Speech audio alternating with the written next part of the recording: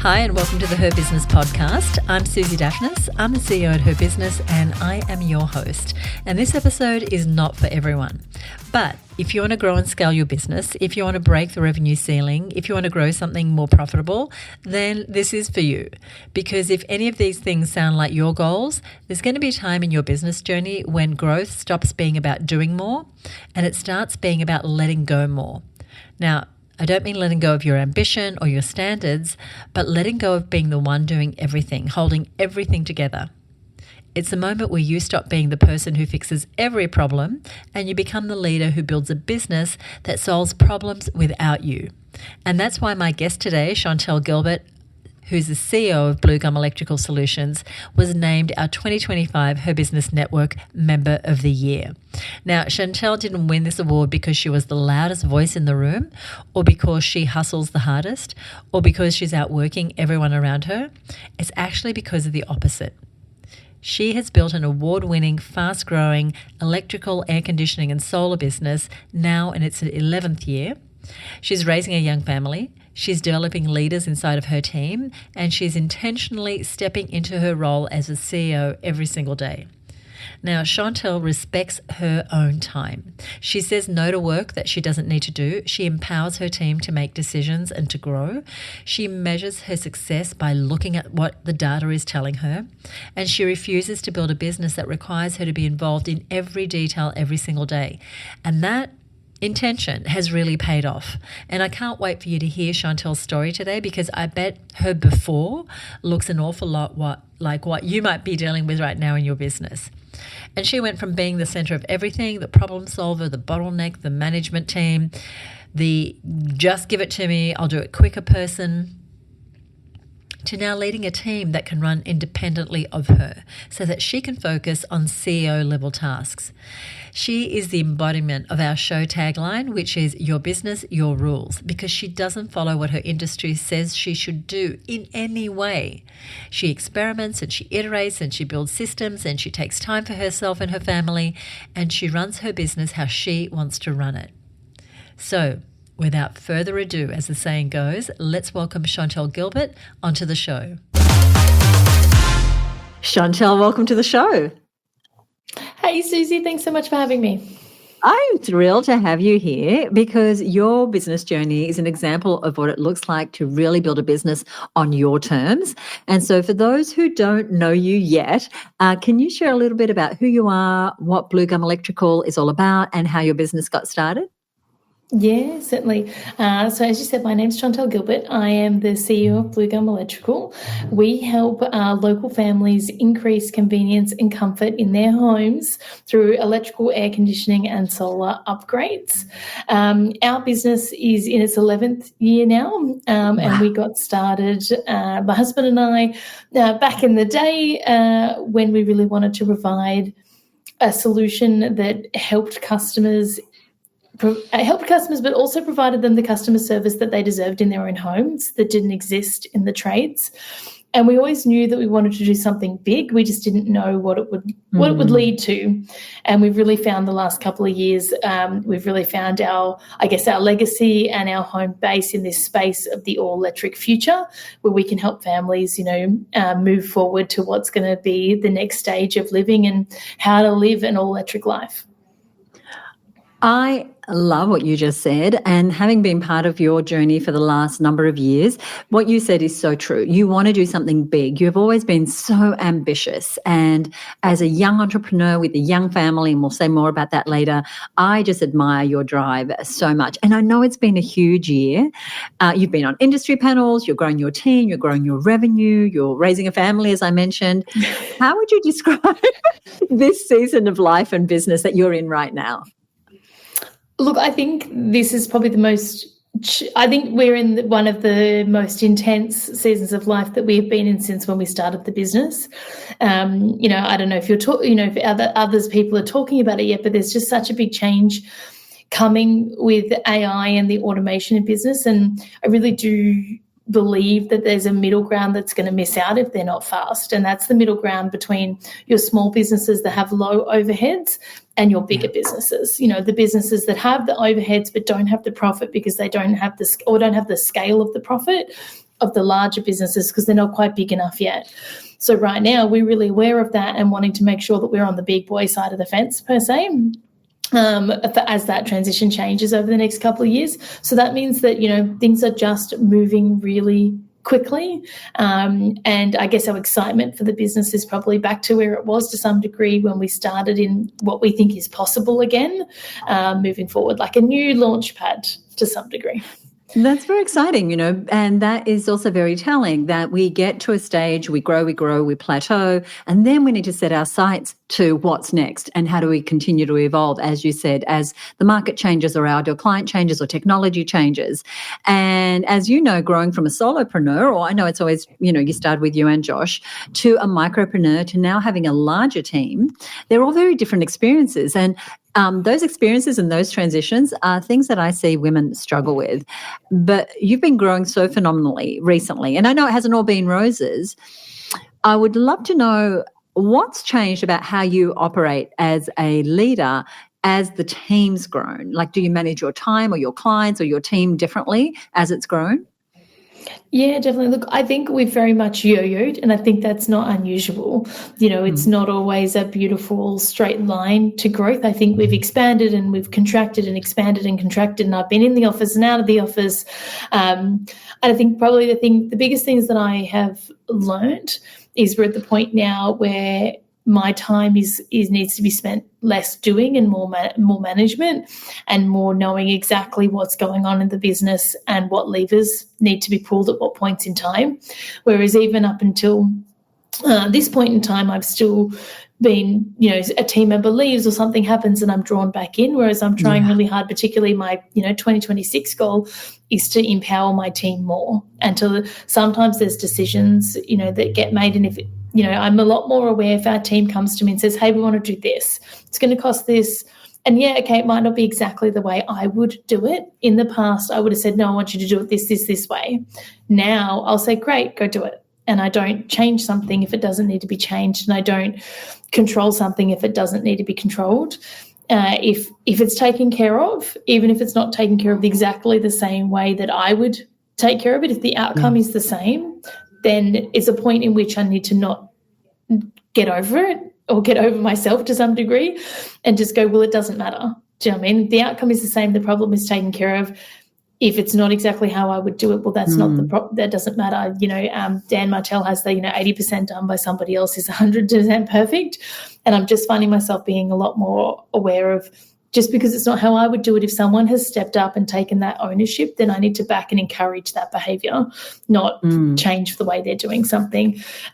Also, I'm a lot more big on involving my team in improvement of processes and constantly having conversations around, well, are you doing anything that doesn't need to be done anymore? And that's more comes down to, as the business grows, the processes we had in place, or the high touch level that we might have operated at one point in time when we had, X number of customers, doesn't always serve us at scale. And we have to start looking at ways, can we deliver the same outcome but with less work on our side of the fence? Or are we still doing things that don't matter anymore, that nobody is valuing just because we were doing them last year and the year before, and that's just how we did it? So we're just really mindful to try and let go of what doesn't serve us as we move forward. And the faster we grow, the more often we have to stop and let go of what doesn't serve us. That is so powerful. There's a couple of things that you said that I want to pull up on.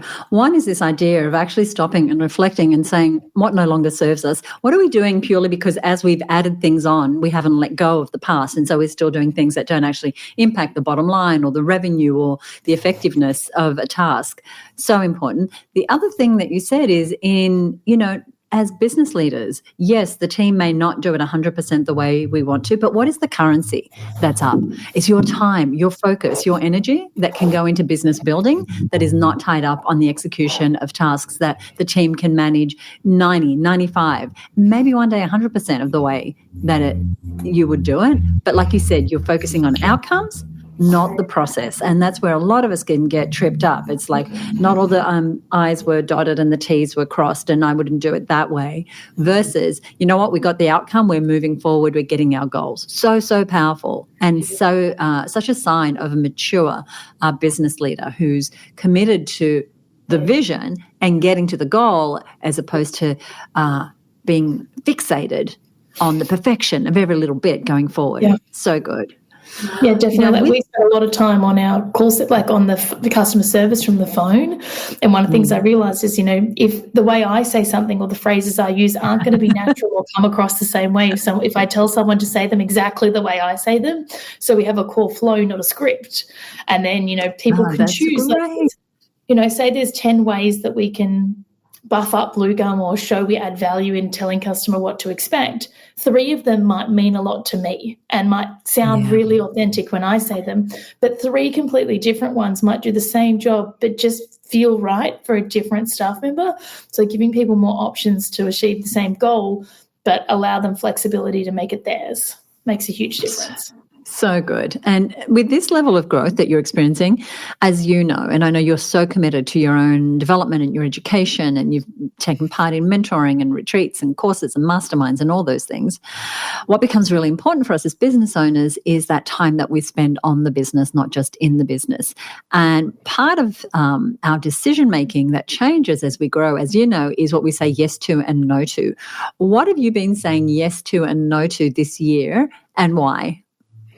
I've been saying yes a lot more to places that put me as a leader of the business, which I hadn't been saying yes to previously. And that comes down to we're at a point in the business where we need to start. We're attracting team members and the business needs me to some degree to be out there separate to the business as well and to stand up a bit more as a leader. So I've been saying yes to some more of those opportunities. I have been, we say no to different types of work that just don't have the right outcome. So for example, like this is something we did a few years ago, but it's just a good example for anyone listening. We don't repair ovens. Like, it's so small, and it's not because we don't want to or because we don't have the skills to. It's because the outcome that gets delivered at the end of the day is not.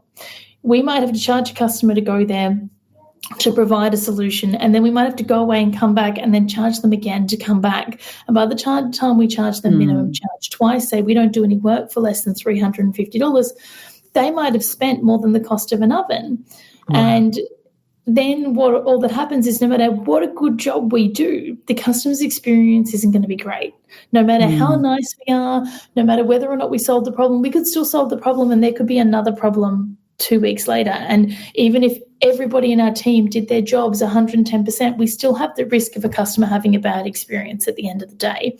So taking up those opportunities within the business. So just not offering services that have that potential. Let someone else do that and focus on what we know and we can guarantee will provide a great experience. It's not worth the $500 job to have the risk of that taint any customer's experience with our business. We just, kindly decline certain things. So we're a lot more particular about the type of works we take on. We're also streamlining more things. Like we've always done everything very customized, and we still do, but just being a little bit more deliberate of, okay, well, if we go chase down this custom part, how much time and money is wasted in this process if it's the outcome being exactly the same just because someone wants to use this particular product? So we now have an approved products list, and you have to get permission to put it on the approved list. That way we can sort of control products that get purchased or products that get quoted so that we don't catch ourselves out further down the line. I think me personally is I'm very wary of where I invest my time. I don't jump on every webinar. I don't jump on every, if I get asked to be on a podcast other than you, I'll probably, unless it's something that makes sense to me, I would now say no. Whereas previously I would say yes at anything anyone asked me. Whereas now it's more, my time is more valuable and I'm being very deliberate about where I put it and the leverage I can get from it. Yeah, I love what you're saying, because it's time and money. And when we're new in business, we have more time often than money. And as we grow our business, it flips, right? And we're bringing in money, but our time becomes the most valuable resource. So you're making some really great decisions there. I'd love to know, in this period of growth, where you are right now, what feels most exciting and what feels most challenging for you? I think what's most exciting is the leverage piece. So independence from Josh and I. So the business is very close to being at a point where it's more independent from us. So previously, if we went away, there's been times that where I've been, my position has been independent enough that if I go away, it doesn't affect the business greatly. That hasn't been the case this year. We're just getting back to that.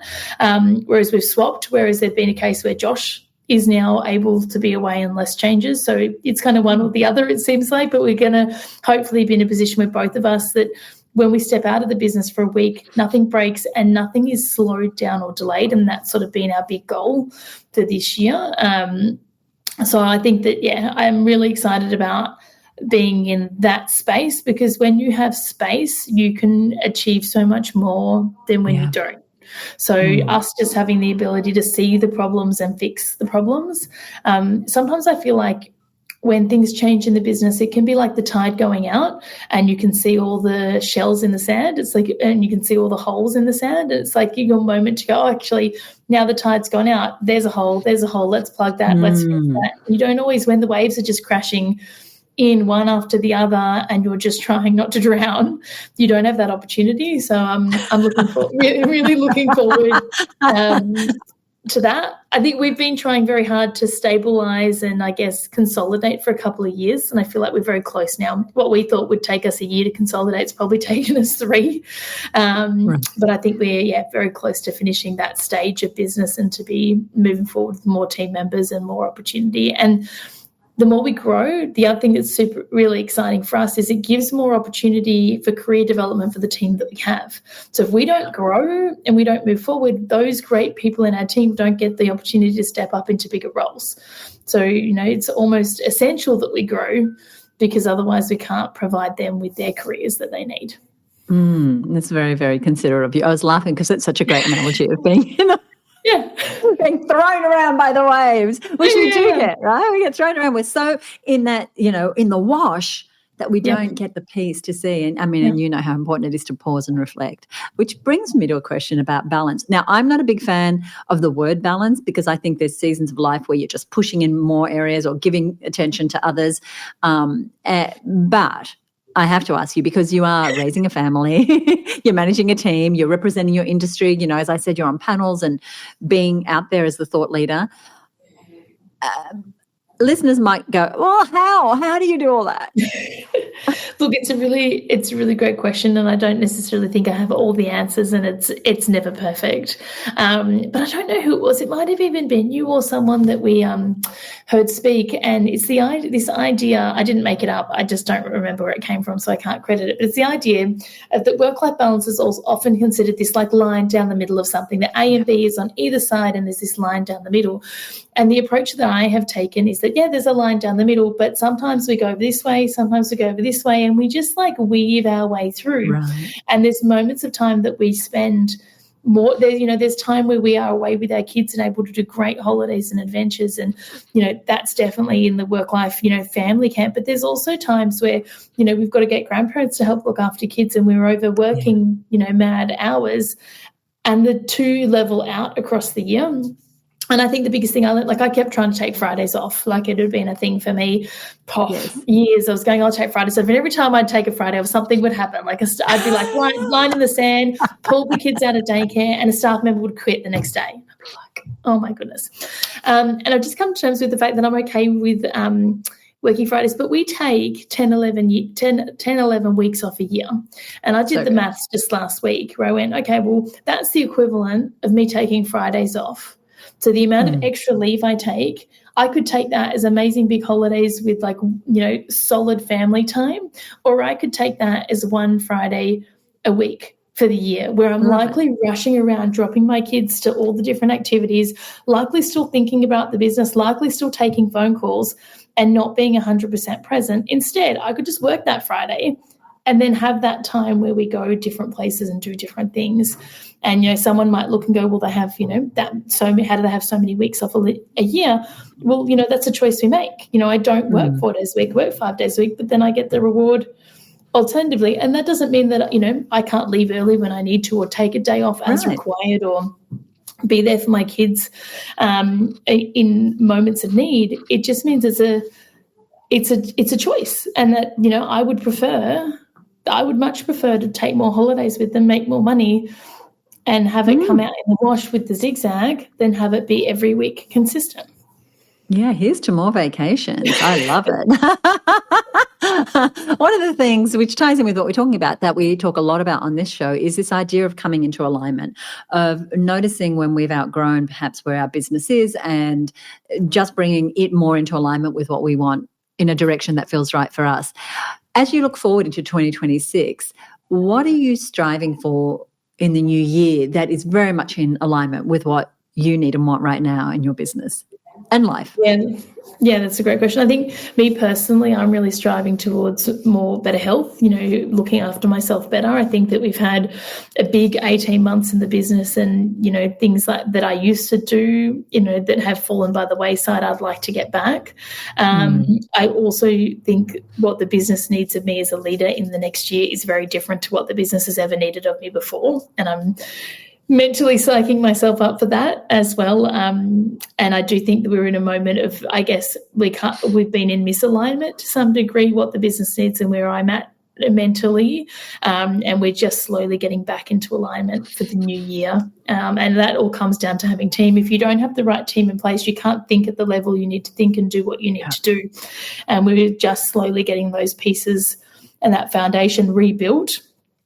We've had it built in the past. We've had different, seasons of it, but, we're in a position where we're rebuilding it at the moment, or been rebuilding it for the last 12 months. And it takes time, You don't just get a new team member and bang, problem solved. It takes, months of training and support and the right people working together with the right systems and processes to get to the point where you can sort of step back and leave a team to their devices and have someone other than me be their go-to or support. So I think the biggest thing we're changing in the new year is around that I will only have, 2 or 3 people reporting to me. And then there's more of this middle line coming in. So just navigating that, once you get to a team of, 20, 25, you can't have 25 people reporting to you anymore.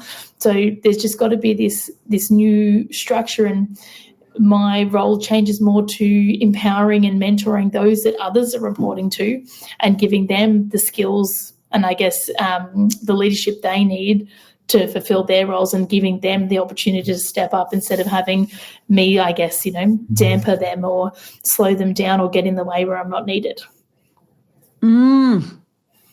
I'm excited for your new year. I have to tell you that. I cannot wait to see what you create, because what you do is so intentional, Chantel. It's, you go through the waves, but you're very intentional on where you're heading. And there's women listening who perhaps they're stuck at that micropreneur level. Maybe they don't have, high 7-figure, 8-figure goals, but they do want to move beyond being, the middle of with the spokes, so, like they're the middle of everything. Everyone reports to them, everyone comes to them. What's a lesson that you've learned that they should know if they are looking to stop being the one that carries the big load? I think that it's really ego-driven, as confronting as that might sound to some people listening, thinking, I don't have a big ego, that's a bloke problem. Or I think when everyone comes to you and you have all the solutions, it feels really nice. If everyone wants to knock at your door or call you or Slack you every time there's a problem and you hand them the solution on a silver platter, you go home thinking, I solved everyone's problems, and you feel great about yourself. It's very satisfying as a job. But the problem is it's not a business owner job. It's just a job. That's just buying yourself a job. So we play what we call the options game. And everyone in the business, I teach everyone in the business the options game. So if you have a problem, it could be not being able to fit something in the schedule. It could be that you can't install, the boys might not be able to install something the way they thought. It could be they don't even have the right part on site. And you have to come up with 3 options, and you have to write them down if you can. Obviously, the boys on site might not be able to write them down. And usually when you write 3 options down, the right option becomes very apparent very fast. And the deal is that these options can be terrible. These do not have to be 3 good options. You only need 1 good option, right? So you just write 3 options down, and you just get clear on what are 3 ways we could solve this problem. And if you can't come up with any options, it's what's the information that we're missing. So if you can't even come up with an option yet, there's a good chance there's just a chunk of information. You don't need the person might not need the answer. They just need the piece of information that's missing to be able to come up with the options. And I'd say that, 9 plus, if not 10 times out of 10, everyone can come up with their own solution if they just stop to write down the options. I like the options game. Yeah. And you have to stop solving people's problems. Right. And that's a part of leadership. Yeah, you have to shut up. We don't have to be the smartest person in the room, right, at all times. And what I like about the options game is your spin, which is come up with 3 options, but if you cannot, then there's possibly some information missing. And that is really, really powerful, because with the right information, we don't usually have a problem making a decision. Maybe sometimes we fear making a decision, or, we need a sounding board, but we can make a decision if we have the right information. And that could be the gap in someone not being able to offer you a right solution. So good. I love it. The tagline here on this show is your business, your rules. And I feel it's such a fitting tagline for you, Ms. Chantel. What does this idea of your business, your rules mean to you, and how does it inform how you run your business? I think sometimes sometimes using business you can forget that. Like, I think there was an element when I was younger and just started a bit naivety, I guess, where that I try and remind myself of all the time. It's just that you don't, and particularly like we talk about it in our copy and our marketing, that we're not corporate. We can say copy or speak or have a tone of voice that is however we want. And I try and encourage our team to where we trades. Like, we're not following anyone's rules. If you want to speak to a customer in a really friendly, caring way, or you want to make a joke with them, you can. Like, that's the type of business and industry we're in.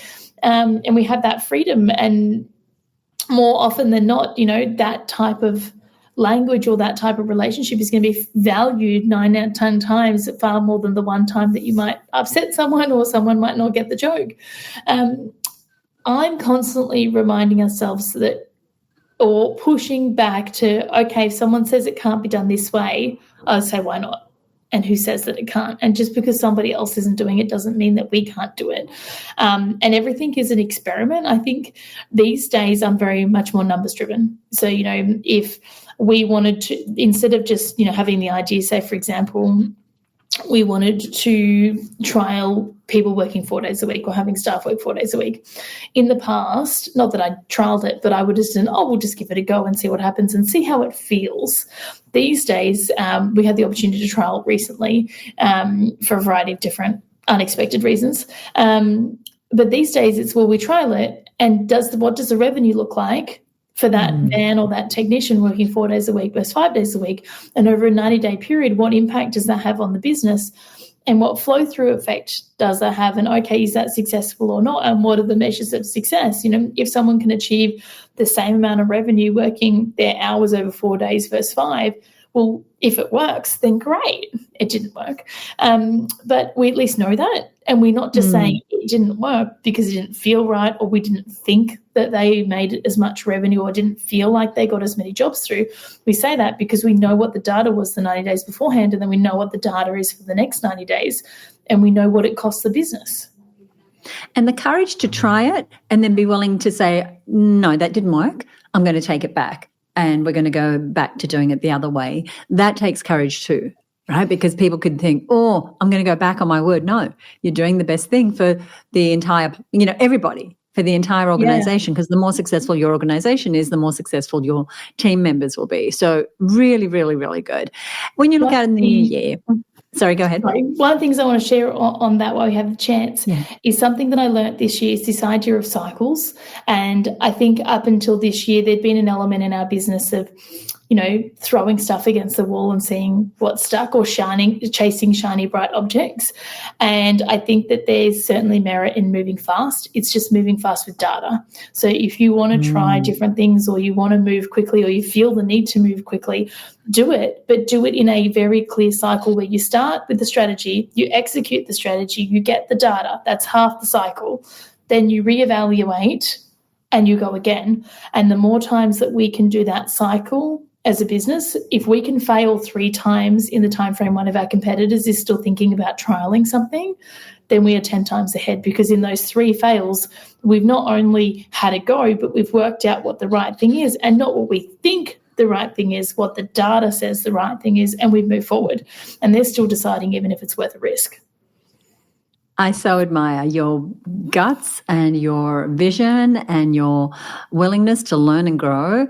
And I just want to say I cannot wait for the new year and what it brings you and your family and your business, and say thank you so much for being a part of my world. And is there anything you'd like to leave us with? If there are any other, mums or people with young families listening, the biggest thing that I hear, or people come and ask me after I speak at these things, when they ask me, how do I do it? And I say, well, how often are your kids in care? And they say, 1 or 2 days a week. Just if this is what you want, it isn't, you can't have everything. You can't be at home 5 days a week looking after your kids and running a business. You have to choose at some point. And, a lot of time people feel guilty putting their kids in extra care. And as we go into the new year when this is released, if you're wanting to achieve more in your business and you have young kids that might be in care, don't hesitate to ask to put them in for another day. That you need to bank yourself on being your time, being worth what it costs you to put them in, so that when you are working, you can work. And when you're not working, you can be with your kids and be present. And I found that when you try and do both at the same time, you're not good at either. So, you just need to pick the moments in time where you choose each one. And don't hesitate to ask or get more help. Don't just, don't stay with the waves crashing, call the lifeguard. I love it. What a beautiful place to end. Thank you so much for being my guest. I so appreciate it. Absolute pleasure. Thanks for having me, Susie. I'm sure you can see why I love Chantel so much. She really is the definition of a woman living the your business, your rules kind of life. And I want to bring your attention to something I found really integral to Chantel's success. The reason why I believe she's been able to grow so much over the 11 years that she's had Blue Gum. It's not because she's hardworking, which of course she is. It's not because she's an expert at her craft, which again, she totally is. It's because she's so willing to experiment. That is her playing by her own rules. If she wants to try something new, she tries it. She experiments. She finds out what works and what doesn't. And she's not afraid to say, oh, well, that didn't work, so let's try this next.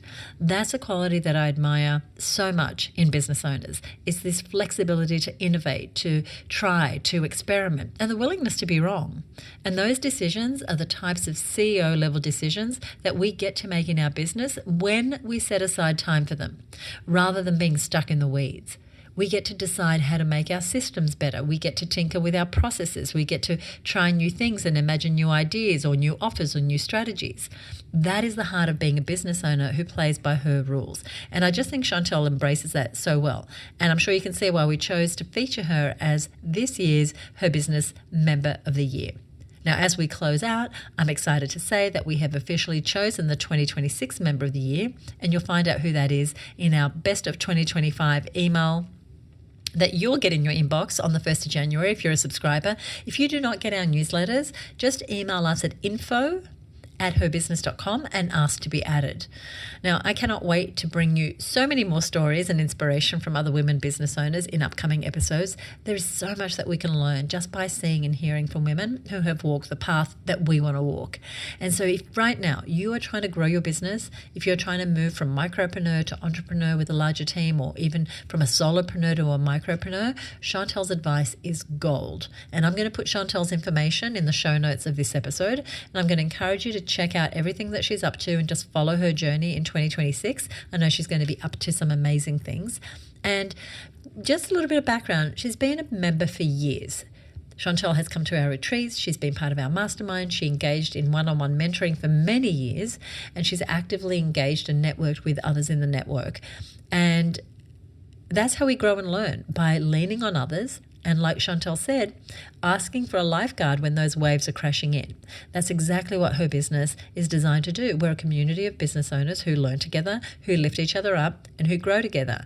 And if you want more people in your corner to help you when that water is rough and to cheer you on when it's smooth sailing, then we would love to have you inside of her business. And you can apply to be a member right now at herbusinessnetwork.com. Within 72 hours, we'll be back to you with your acceptance. Now, I want to tell you what's coming up in the next episode. But before I do that, I want to shout out Bettina Mitchell of Workflow Mastery. Now, she empowers women to scale with strategy and systems. She's a workflow automation and productivity strategist. And I'll put a link to her in our show notes. But she was listening to episode 328. And 328 was all about systems. It was called 4 Systems That Saved My Sanity as a Business Owner. And she said this: we love a great podcast, especially when someone like Susie Daphnis, CEO of her business, is spruiking the time-saving virtues and importance of business systems, not just for scaling, but for day-to-day operations. And she then goes on to say, have a listen. And if it sparks curiosity, she invites people to work with her, because what she does is she helps them with systems. And so, Bettina, I want to say thank you. I'm glad you enjoyed the episode. Thank you for listening to the show. Thank you for the shout out.